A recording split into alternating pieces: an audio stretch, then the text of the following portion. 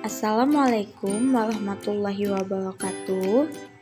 Hai teman-teman, perkenalkan saya Hafifah dengan NPM C1C0190019 dari kelas Akuntansi 5C Universitas Bengkulu.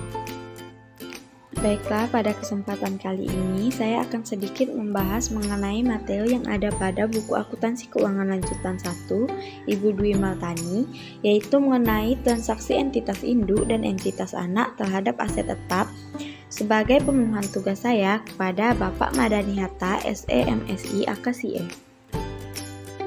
Baiklah, langsung saja kita mulai ke pembahasan. Jadi dalam transaksi yang melibatkan aset tetap berdasarkan transaksi hulu ataupun hilir atau berdasarkan transaksi dari entitas induk ke entitas anak ataupun entitas anak ke entitas induk, itu dapat dikelompokkan lagi menjadi dua, yaitu aset tetap yang dapat disusutkan dan aset tetap yang tidak dapat disusutkan. Perlu diingat kembali, entitas yang melibatkan transaksi antara induk dan anak itu pengaruhnya tidak boleh dimasukkan ke dalam laporan konsolidasian. Nah, yang boleh muncul dalam laporan konsolidasian adalah transaksi yang terjadi antara pihak anak ataupun pihak induk terhadap pihak non-afiliasi. Berikutnya yaitu dampak terhadap pencatatan entitas induk. Nah, dalam transaksi penjualan aset tetap antara entitas induk dan entitas anak, terdapat penghasilan atau keuntungan serta kerugian yang terjadi.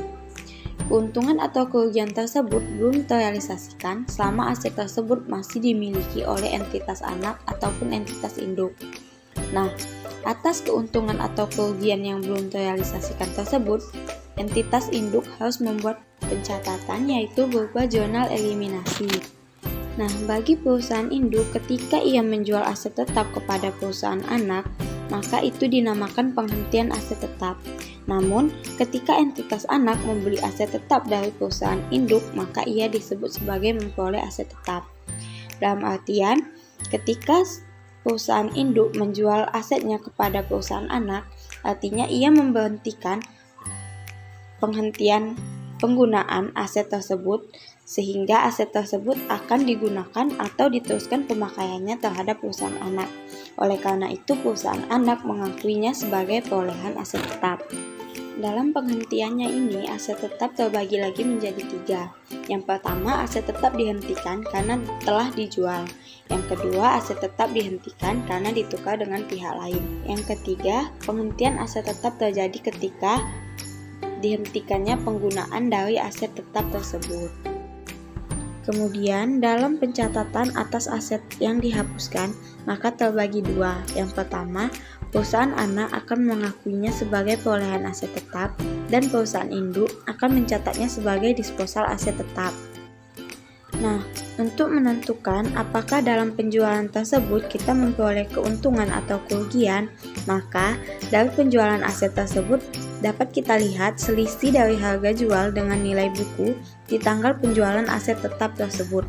Maka dengan itu dapat dikatakan apakah kita memperoleh keuntungan dari hasil penjualan tersebut atau sebaliknya kita memperoleh kerugian atas penjualan aset tetap tersebut. Nah, transaksi aset tetap ini akan dikatakan untung ketika harga jualnya lebih tinggi daripada nilai bukunya. Nah, kemudian penjualan aset tetap ini dikatakan rugi ketika nilai buku dari aset tersebut lebih tinggi daripada harga jualnya saat itu. Misalnya, suatu komputer telah digunakan dalam waktu 2 tahun. Kemudian dalam 2 tahun itu tentu saja terjadi penyusutan pemakaian. Sehingga itu, ketika ingin dijual, nilai tercatat pada komputer tersebut adalah 8 juta. Nah, ketika dijual, ia menjual dengan harga 10 juta. Nah, dikatakan bahwa nilai jualnya lebih tinggi daripada nilai tercatatnya. Nah, itu dikatakan penjual tersebut memperoleh keuntungan. Nah, sebaliknya ketika dia menjual lebih rendah, misalnya dia menjual 6 juta dari nilai tercatatnya itu 8 juta. Nah, untuk itu dia akan memperoleh yang artinya kerugian. Kemudian, keuntungan atau kerugian tersebut dikatakan telah direalisasikan terbagi lagi menjadi dua. Yang pertama, untuk aset tetap yang disusutkan, misalnya peralatan, mesin, bangunan, gedung, dan lain-lainnya, yaitu keuntungan tersebut atau kerugian tersebut telah dikatakan terrealisasikan ketika mesin, bangunan, ataupun peralatan lainnya tersebut telah dimanfaatkan, maka keuntungan tersebut dapat dikatakan telah terrealisasikan karena barang tersebut telah dimanfaatkan atau digunakan. Nah, yang kedua yaitu untuk aset tetap tidak disusutkan seperti tanah, maka keuntungan atau kerugiannya dapat dikatakan telah terrealisasikan ketika perusahaan anak menjual ke perusahaan induk atau perusahaan induk menjual kepada perusahaan anak, maka dari transaksi tersebut dapat dikatakan bahwa keuntungan atau kerugian tersebut telah terrealisasikan. Yang berikutnya yaitu transaksi penjualan aset tetap yang tidak disusutkan. Nah, ini terbagi menjadi 3 skenario. Yang pertama, perusahaan induk menjual aset tetapnya kepada anak. Nah, kemudian entitas anak tersebut atau perusahaan anak ini menjual lagi aset tersebut pada pihak non-afiliasi pada periode yang sama.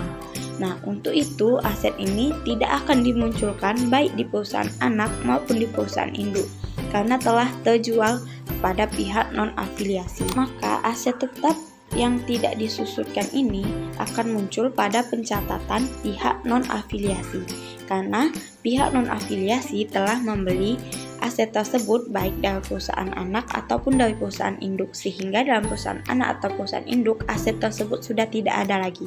Untuk itu tidak dicatatkan lagi. Kemudian yang kedua yaitu ketika sampai akhir periode aset yang dibeli anak dari perusahaan induk belum juga terjual hingga akhir masa periode pelaporan. Untuk itu diperlukanlah pencatatan atas penangguhan keuntungan penjualan yaitu berupa aset tetap yang tidak disusutkan ini tadi, misalnya tanah. Maka perusahaan induk akan mencatat jurnal yaitu yang pertama mendebitkan laba atas entitas anak. Kemudian perusahaan induk akan mengkreditkan akun investasi pada entitas anak. Nah, investasi pada entitas anak ini berupa tanah yang belum dijual tersebut. Kemudian yang ketiga yaitu ketika perusahaan anak dapat menjual aset yang dibeli dari perusahaan induk kepada pihak non-afiliasi namun dalam periode yang berbeda.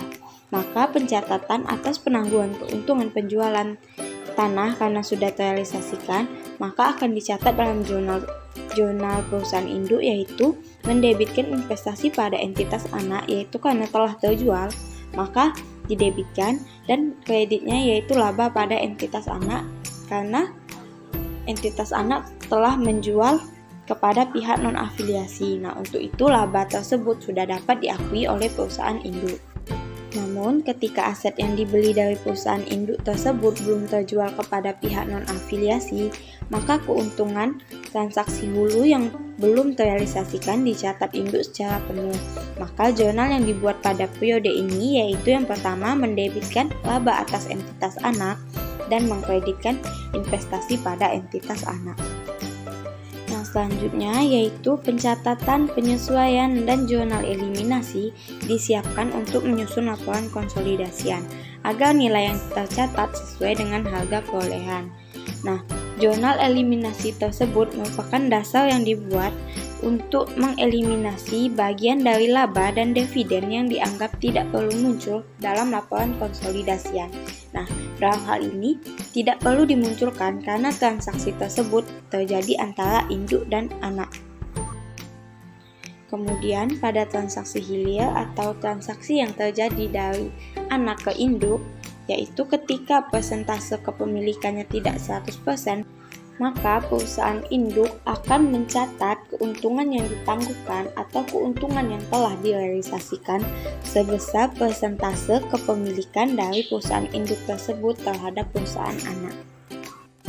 Baiklah, mungkin itulah tadi sedikit yang dapat saya jelaskan mengenai transaksi antar entitas induk dan entitas anak mengenai aset tetap yang tidak disusutkan.